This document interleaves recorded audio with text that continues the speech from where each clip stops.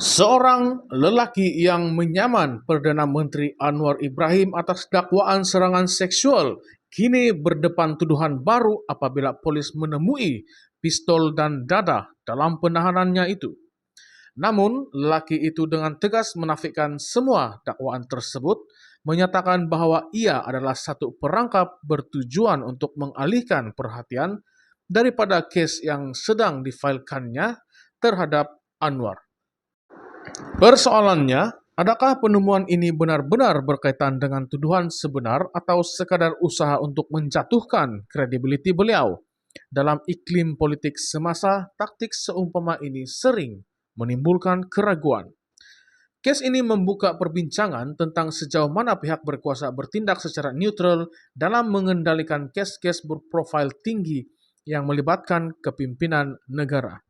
Apakah kemungkinan adanya tangan-tangan gaib yang coba mengawal naratif atau memanipulasi fakta untuk kepentingan tertentu? Perbicaraan case ini bukan hanya akan menentukan nasib lelaki tersebut, tetapi juga berpotensi untuk mencetuskan debat hangat tentang keadilan dan ketulusan dalam sistem perundangan negara. Apa yang menarik adalah lelaki ini yang sebelumnya mengemukakan dakwaan serius terhadap seorang pemimpin tertinggi negara, kini diheret dalam satu lagi skandal yang seolah-olah menguji integriti pribadinya. Apakah motif di sebalik tuduhan baru ini dan sejauh mana ia akan mempengaruhi kes asal terhadap Anwar? Rakyat Malaysia kini pasti tertanya-tanya, adakah ini satu kebetulan atau memang ada rancangan untuk menenggelamkan kes serangan seksual tersebut? Sementara polis menyatakan bahwa penemuan senjata api dan dadah adalah hasil siasatan yang sah, lelaki ini terus bertegas bahwa beliau diperangkap. Dalam perbicaraan awam, ini menimbulkan pelbagai teori konspirasi di mana rakyat mula mempertikaikan kesahihan bukti dan cara siasatan dijalankan. Adakah kita sedang melihat satu bentuk pengalihan perhatian yang lebih besar? Kes ini juga mencetuskan persoalan lebih luas tentang kebebasan dan kecekapan sistem kehakiman di Malaysia. Jika benar lelaki ini diperangkap, apakah ini menunjukkan bahwa mereka yang berani tampil melawan pemimpin politik akan menghadapi tekanan yang tidak adil? Atau adakah ini sebahagian daripada pergelutan politik yang lebih besar, di mana kebenaran kadangkala sukar dicari di tengah-tengah permainan kuasa? Lebih penting lagi, bagaimana kes ini akan memberi kesan kepada imej Anwar Ibrahim sebagai Perdana Menteri. Walaupun beliau secara konsisten menafikan tuduhan terhadapnya, kontroversi ini tetap menghantui kepimpinan beliau. Adakah tuduhan ini akan melemahkan keyakinan rakyat terhadap kerajaan semasa, atau adakah rakyat akan melihatnya sebagai mangsa permainan politik yang kotor? Siasatan ke atas lelaki ini juga membangkitkan persoalan mengenai prosedur polis dan bagaimana bukti dikumpulkan. Adakah terdapat pengawasan yang mencukupi dalam operasi tersebut dan bagaimana polis memastikan tidak unsur manipulasi dalam siasatan mereka?